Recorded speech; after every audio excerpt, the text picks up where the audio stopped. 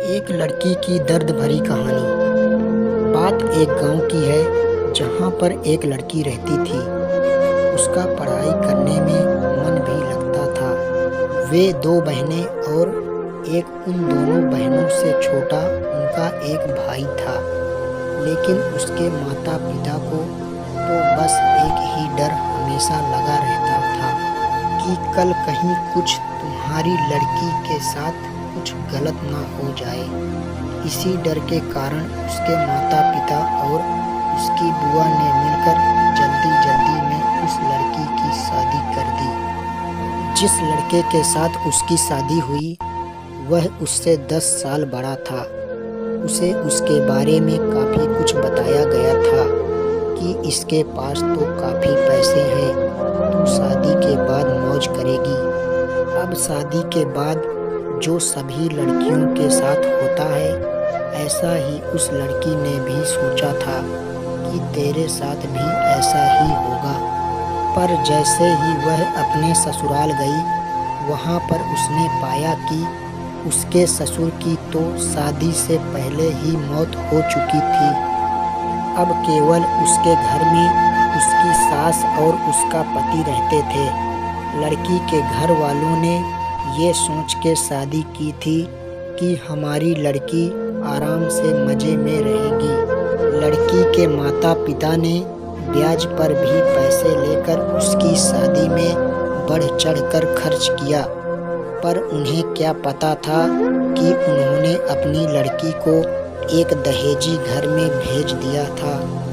अब तो दहेज कहानी शुरू होनी ही थी। शादी के 10 ही दिन बाद उसकी सास और पति ने उस लड़की को कहा कि मेरी सरकारी नौकरी लग जाएगी, जो तू अपने घर से 70,000 रुपये ला के दे दे। तो वह अगले दिन अपने घर आई तो उसने ये बात अपनी माँ को बताई। तब धीरे से उसकी माँ ने यही बात उसके पिता को भी बताई। उसके पिता ने सोचा कोई बात नहीं, अपनी बेटी से तो देने हैं। उसके पिता ने कहा कि बेटी ले जा, कोई बात नहीं। अब पैसे लड़के के घर पहुंचने पर कुछ दिन तो वे सभी उससे प्यार करने लगे। जैसे ही वे पैसे ख़त्म हुए तभी उन्होंने अपना गिरगिट की तरह फिर से रूप बदलना शुरू किया। अब की बार तो उनकी हद ही हो गई कि वे सभी उसे गंदी और बदचलन कहने लगे। उसको घर से बाहर तक नहीं जाने देते। अभी 3 ही महीने हुए थे उसकी शादी को, तो तभी उसकी सास भी चल बसी। बस फिर क्या था, अब तो और भी उसकी लड़की के साथ ज़्यादा गलत होना शुरू हो गया। उसका पति जब भी घर से बाहर जाता तो वह हर घर की चीज़ को ताला लगा के और उसके एक कमरे में बंद करके जाने लगा। वह जब भी कुछ बात करती तो तभी वह उसकी पिटाई भी कर देता, जिसके कारण वह डरती नहीं बोलती थी।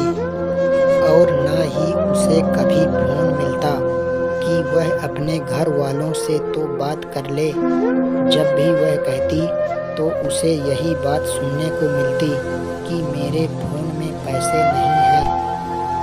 अभी उसकी शादी को 6 ही महीने हुए थे तो एक दिन उस लड़की का पिता उसके गांव से कहीं जा रहा था, तो उसने सोचा क्यों ना अपनी बेटी से मिलता चलूं। तो तब उसे सच्चाई का पता चला, तो वह उसी समय अपनी बेटी की यह दशा देखकर रोता हुए उसे वापस अपने घर ले आया। घर पर आने के बाद उसने अपनी बेटी से सारी बातें पूछी।